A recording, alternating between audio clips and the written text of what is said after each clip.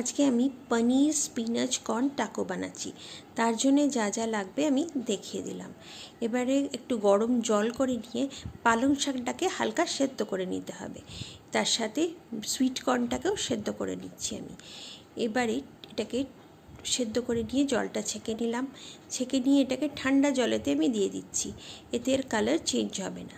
এবার কড়ায় অল্প তেল আর একটু বাটার নিয়ে রসুন একটু হালকা ভেজে নেব, রসুন কুচি ভেজে নিলাম।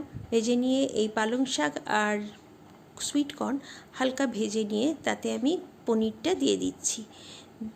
পনির দেওয়াতে পরে আমি গোলমরিচ গুঁড়ো, ফ্রেশলি গ্রাইন্ড গোলমরিচ গুঁড়ো আর লবণ দিয়ে দিলাম। দিয়ে আমাদের স্টাফিংসটা রেডি হয়ে গেল টাকোর।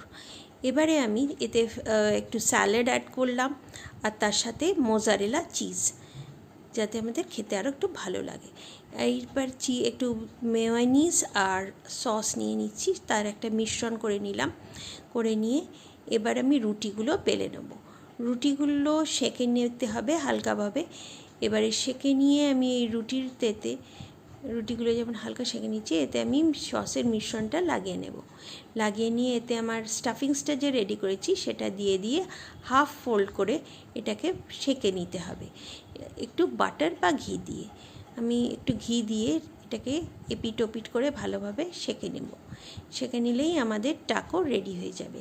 এটা বড়দের জন্যে আর বাচ্চাদের জন্যে দুজনকার জন্যেই খুব ভালো টিফিন হয়। আমি আমার টিফিনের জন্য এটা বানিয়েছি আজকে। কেমন আপনারা জানাবেন কেমন লাগলো।